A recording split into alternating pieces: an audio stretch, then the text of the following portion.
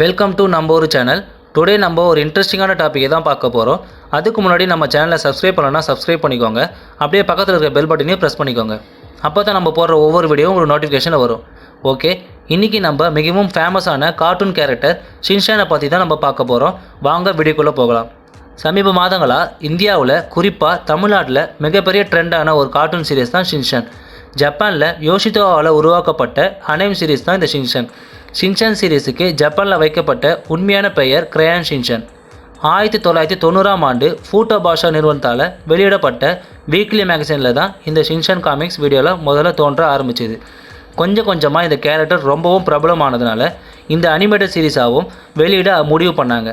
அதன்படி கடந்த 1992ஆம் ஆண்டில் இருந்து டிவி ஆஷான் என்ற சேனலில் இது ஒளிபரப்பாகி விட்டு வந்தது.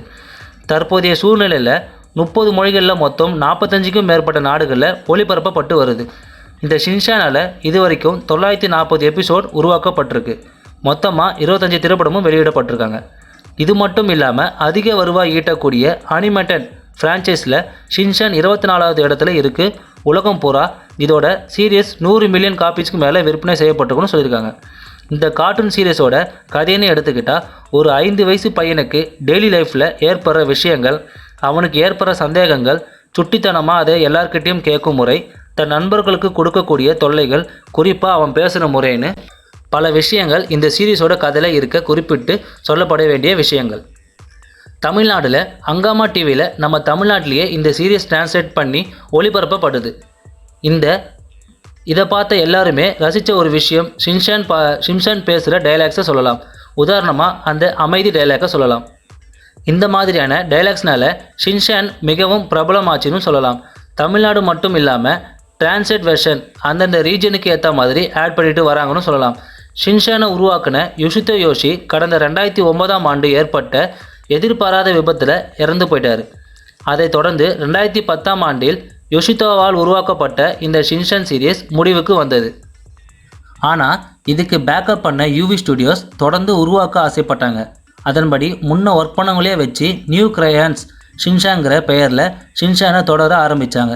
2012ஆம் ஆண்டு யூவி ஸ்டுடியோஸ் எந்தவித காரணத்துக்கும் இந்த ஷின்சான் சீரீஸ் நிறுத்தப்படாதுன்னு அறிவித்தாங்க. ஷின்சான் சீரீஸ் பிரபலம் அடைஞ்ச உடனே ஷின்சானை பற்றி பிரபலமாக பேசப்பட ஆரம்பிச்சிது. அந்த கதையை நிறைய பேருக்கு கேட்டிருக்கும் வாய்ப்பு இருக்குது. அதை இப்போ பார்க்கலாம். அந்த கதையின்படி ஷின்சான்ற ஒரு கேரக்டர் ஜப்பானில் உண்மையாக வாழ்ந்து வந்த ஒரு 5 வயசு பையன் முன் வச்சு உருவாக்கின ஒரு கேரக்டர் சொல்லப்படுது. மேலும் அந்த பையன் அம்மா மிஸ்ஸேவோட ஷாப்பிங் போன சமயத்தில் ஏற்பட்ட எதிர்பாராத விபத்தில் அவன் இறந்ததாகவும் அந்த பையனோட நினைவாக தான் இந்த ஷின்சான் கேரக்டர் உருவாக்குனதாகவும் சொல்லப்பட்டிருக்கும். அது மட்டும் இல்லாமல் ஷின்சான் கார்ட்டூன் சீரீஸில் கடைசி எபிசோடில் ஷின்சான் இறந்து போயிட்ட மாதிரி உருவாக்கப்பட்டதாகவும் ஆனால் அதை ஒளிபரப்பப்படவில்லை எனவும் சொல்லியிருக்காங்க. அந்த கதையோட தொடர்ச்சியாக சொல்லிட்டு வந்தாங்க. ஆனால் இதுக்கு கொஞ்சம் கூட உண்மை இல்லை. ஷின்சான் உருவாக்கின யோஷிதோ தன்னோட 5 வயசில் பண்ண குறும்புத்தனத்தை எடுத்து காட்டுறதுக்கும் அது ஞாபகமாக தான் ஷின்சான் உருவாக்குனதும் சொல்லியிருக்காரு. ஷின்சான் ஒரு கேரக்டர் டாம் அண்ட் ஜெரி மாதிரி எப்போவும் உயிரோடு இருக்கிற கேரக்டர்.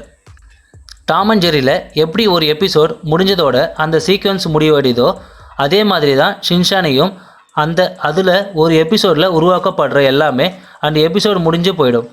புது எபிசோடு ஆரம்பிக்கும் போது ஒரு புது கதையோடு தான் ஆரம்பிப்பாங்க. இது எல்லாமே வச்சு பார்க்கும்போது ஷின்சான் இறந்து போனது சொன்னது எல்லாமே ஒரு பொய்யானது தான். ஸோ ஷின்சான் பொறுத்தவரை கார்ட்டூன் சீரீஸ் எதுவுமே நிறுத்தப்படாதுன்னு உறுதி அளிச்சிருக்காங்க. குறிப்பாக இந்தியாவில் தொடர்ந்து இது ஒளிபரப்பப்படும் இல்லை பாதியில் நிறுத்தப்படும்னு தெரியல. ஆனால் தொடர்ந்து ஒளிபரப்பப்பட்டதுன்னா நல்ல விஷயம்தான். ஓகே, நம்ம இன்றைக்கி பார்த்த டாபிக் உங்களுக்கு பிடிச்சிருந்தா லைக் பண்ணுங்கள், ஷேர் பண்ணுங்கள், சப்ஸ்கிரைப் பண்ணுங்கள். தேங்க்யூ.